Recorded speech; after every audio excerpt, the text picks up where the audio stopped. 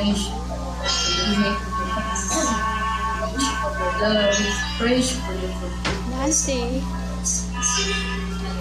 Thank you, Jesus.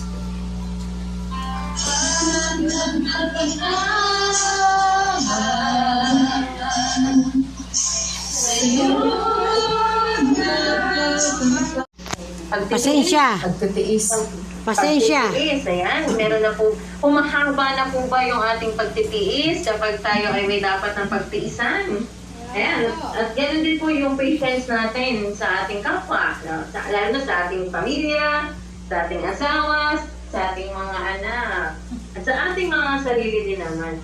So, pupunalangin ko na yung bunga na yun ng banal na spirito ay mas ano pa. Si Apostol Pedro naman, okay. Ang dati po niyang pangalan ay Simon. Pero kalaunan po, nung siya po ay nakakilala sa Panginoon, sinalitan nito ng Lord ng Peter. Si Peter po ay isa sa pinaka-close kay Jesus Christ sa lahat ng disipulo niya. Pag nabasa po natin yung Book of Gospel o yung mga Matthew, Mark, Luke, and John na libro po sa Bible, sa New Testament. Na po bang natututunan ng pag-ibig tulad ng pag-ibig sa atin ng Diyos? Ayan. Pangalawa naman po is yung love, joy. Ayan. Kamusta naman po yung ating kagalakan? Lagi po bang nagagalak? Lagi na po ba tayong nagagalak na kahit meron po tayong mga pinagdaan ng pagsubok, masaya, may kagalakan pa rin tayo sa puso kasi alam nating si Lord ang ating pag-asa. Oh, yan. Yan. Sumunod naman po ay kapayapaan. Kapayapaan. Ayan. So, kamusta naman po ang ating mga puso? Meron na po ba tayong kapayapaan? Ganon din yung ating isip. Napapayapa na po ba yan ng matagal-tagal na panahon? At minsan na lang po ba yan na parang nababother o nababalisa sa mga nangyayari sa paligid? Ayan, yan. At yung huli po naman ay yung patience. Pasensya. Ayan, tagal ng patience. Pagtitiis. Pagtitiis, ayan. Meron na po, humahaba na po ba yung ating pagtitiis kapag tayo ay may dapat ng pagtiisan?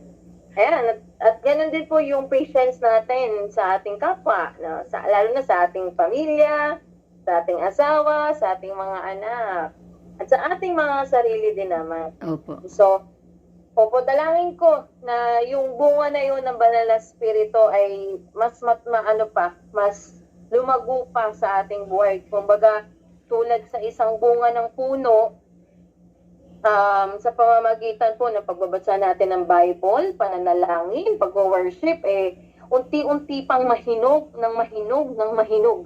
Hanggang sa maging karapat-dapat na siyang offering sa Panginoon. Opo, yan. At magamit din natin na ipakita yung pag-ibig, yung joy, yung peace, yung patience ng Panginoon sa ibang tao din naman. Kumbaga, yung puno, kapag namumunga, hindi lang naman tayo yung kakain nun Pwede din natin yung i-share sa ibang tao para sila rin ma-enjoy nila kung ano man po yung ibinibigay sa atin ng Panginoon. Amen po ba? Amen. Hindi nga. Sige po. So ngayon po ay dadako na tayo sa ikalimang bunga na. Matalapit na tayo matapos. Nasa ikalimang bunga na po tayo. At sa English po, ito ay yung kindness. Oh, wow. Kindness. Pagdating naman sa Tagalog, kalimutan ko yung Tagalog ng kabaitan. Kindness. Hindi siya makabaitan. Kagandahang loob. Kagandahang loob? Okay. Yes, kagandahang loob siya. Kasi nung chinek ko po, kasi di ba po kung mapapansin po natin dun sa mga bunga ng spirito sa ating buhay, merong kindness, tapos meron ding goodness. Okay. So, parang kung titingnan natin, parang siyang pareho lang. Pero nung tinignan ko yung translation niya sa Tagalog, magkaiba sila. Okay, so yung kindness po, dun sa Tagalog na version, ang Tagalog nito ay kagandahang loob. Okay. So, ngayon, alamin natin, ano po ba yung sinasabi ng, o ano po ba yung bunga ng espiritu na tinatawag nating kindness o kagandahang loob. Ano nga po, ano bang ibig sabihin nito? Ano bang itsura nito? Kumbaga, ganon. Saan ba ito nanggagaling? Paano po ba nagmamanifest o nakikita sa atin yung kindness o kagandahang loob? Okay, sige po. So, sige po, basahin po natin yung Colossians 3:12 at saka Ephesians 4:32.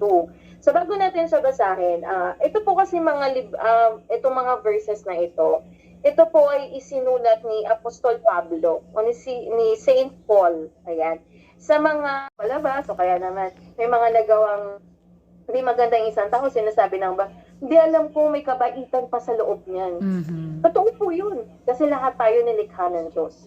Pero para mas maging totoo yung kabutihan na yon o yung kagandahang loob na yon, kinakailangan po ng empowerment o ng kapangyarihan ng banal na espiritu para magawa natin yun ng totoo, ng buong puso at ng buong isip.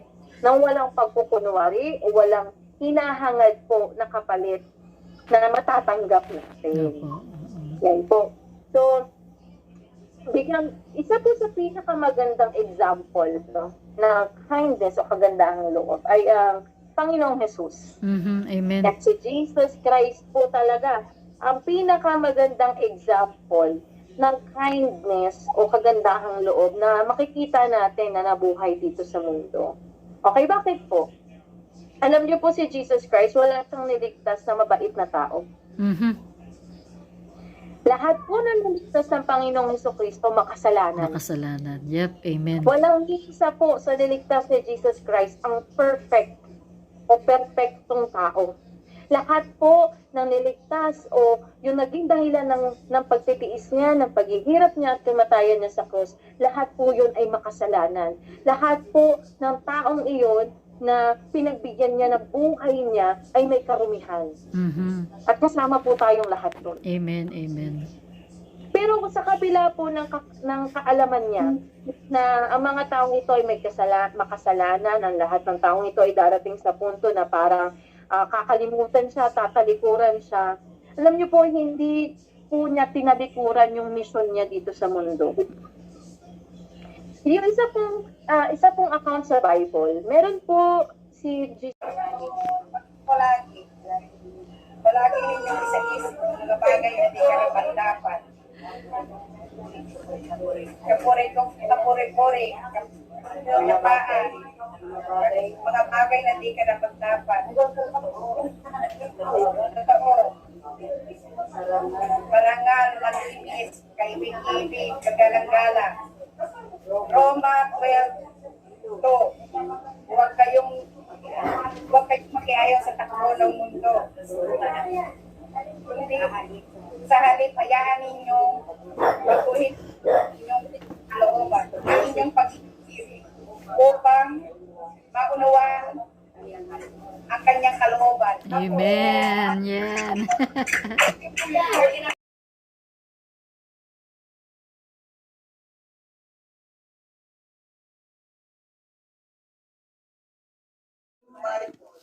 Ako ay naniniwala sa mga sulat ito. Ako ay naniniwala ito ay banal na salita galing sa Panginoon. Ako ay naniniwala sa sinasabi nito kung sino ako. Ako ay naniniwala na lahat ng nakasulat dito ay sulat at mamahal, gabay at proteksyon ng Panginoon para sa akin. Ito ay kahalagahan ko at aalagaan at pagmamahal at pag-aalaga ko sa sarili ko at sa mga mahal sa buhay. Ako ay nangangako at babasahin ko ito araw-araw bilang ng aking espiritual na pagkain, katulad ng pagkain ko sa pisikal na pagkain. Sa buhay ko, ang mga nakasulat dito, gagawin kong panuntunan sa lahat ng desisyon ko sa buhay. Babahagi ko sa kapwa ko ang kayaman at natutunan ko sa tulong ng banal na Espiritu at sa pamamagitan ni Jesucristo. Amen. Yan. Thanks be to God. Sinasabi ninyong mabuti ang punong kahoy. Kung mabuti ang kanyang bunga at masama ang punong kahoy, kung masama ang kanyang bunga, sapagkat sa bunga nakikilala ang puno. lahi ng mga ulupong. Paano kayong makakapagsabi ng mabubuting bagay gayong kayo'y masasama? Kung ano ang nag-uumapaw sa puso ay siyang sinasabi ng bibig.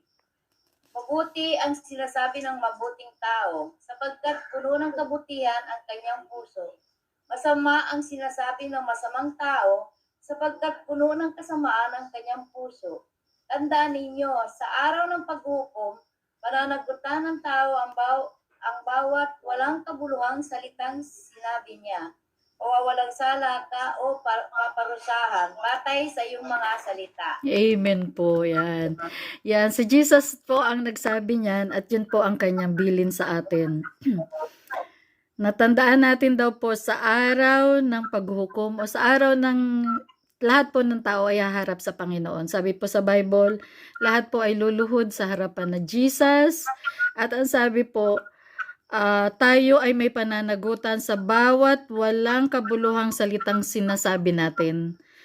Mapapawalang sala ka o paparusahan batay sa iyong mga salita.